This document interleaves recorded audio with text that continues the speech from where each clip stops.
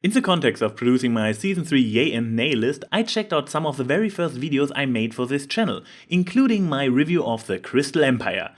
Oh boy, was this a torture to watch! And I'm neither talking about the writing nor the editing. I am still rather satisfied with both, considering how long and especially how many videos ago I made this. My biggest issue with this video is my monotone, slow voiceover. So I got the idea to do what all those artists do with their draw this again meme. I wanted to see how far I came with my voiceovers. So please enjoy, once again, my review of the Crystal Empire, re-recorded.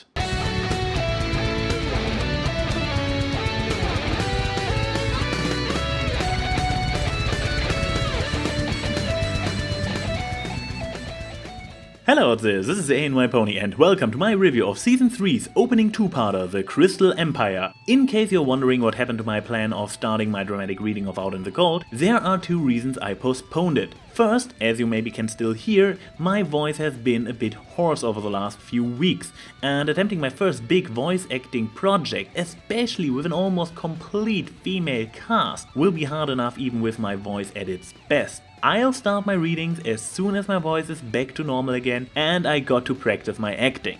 Promised. Second, I don't want my reviews for new episodes to stack up. So here we go. What are my thoughts on the first episodes of the third season of My Little Pony? Well, as all two-parter episodes, this one was really great. A big storyline, a real threat, action scenes and impressive animations. But having said this, I also have to mention that, in my opinion, it is the weakest of the two-parter episodes. There are a few reasons why I think so. First and most obvious, already pointed out by a lot of people before me, King Somber is an extreme uninteresting villain. His powers are more or less the darkest and most frightening of all villains so far. Corruption, mind control, the ability to use your deepest fears against you. And the whole getting turned into shadow thing just made him stronger if you ask me. Queen Chrysalis and even Nightmare Moon's powers don't seem so threatening anymore in comparison to those. And even though Discord's powers are a few leagues above Somber's, Discord's childish and comedic use of his powers lets them look less threatening.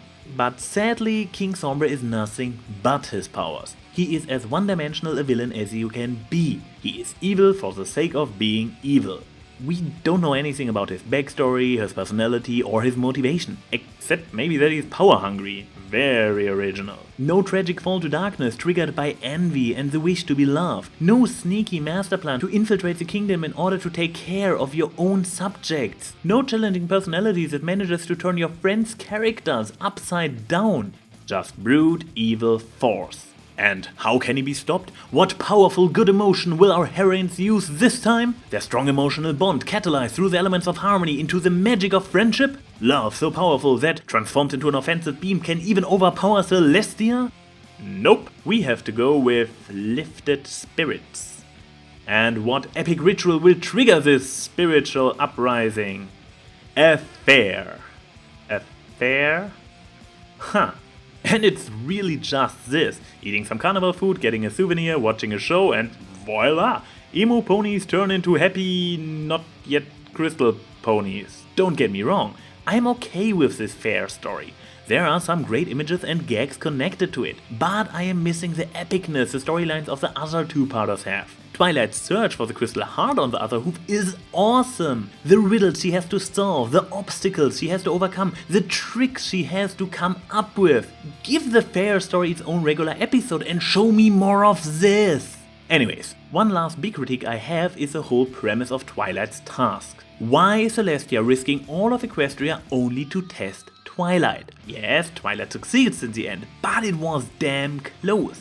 Why did Celestia refuse to send Luna as backup to help Twilight? It's not like doing the other villain encounters when there was nobody except the main six to deal with the crisis. During the Summer Sun celebration, Celestia was banished to the sun. Discord needed to be defeated with the elements of harmony, and Celestia actually confronted Queen Chrysalis after she had been unmasked. But this time, the princess willingly decides to stay passive and risk that Somber wins. And to make matters worse, in the end, the test itself was once again one of Celestia's unnecessary misleading phrased tasks.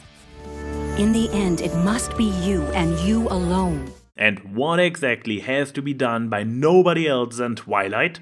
Allowing somebody else to complete the rescue of the Crystal Empire after Twilight got trapped. Something she would have done without hesitation from the very beginning if she hadn't been told to complete this mission alone. I understand the lesson she is supposed to learn. Saving your friends is more important than your personal selfish goals. In this case, passing the test by following Celestia's orders. But this riddle that Twilight has to dismiss the original task in order to pass the test reminds me of something Discord would come up with rather than Celestia. And how did the princess know that Twilight would end up in this situation? Or did she originally really wanted Twilight to save the Crystal Empire on her own and made up the whole lesson at the end on the spot? In this case, I return to my original question. Why is Celestia risking all of Equestria only to test Twilight?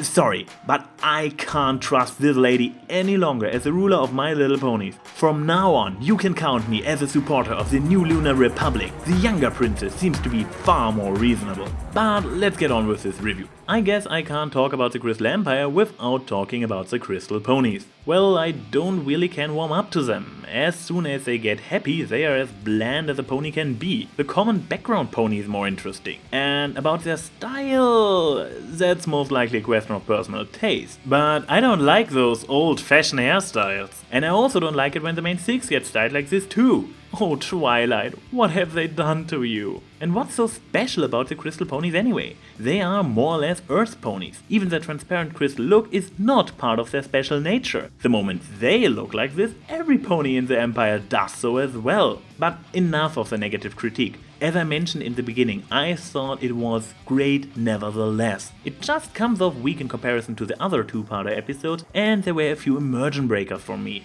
But in the end, I enjoyed these two episodes, especially seeing all the main six in action all at once. Even so, Rarity made me wonder once again how she managed to get her hooves on the element of generosity.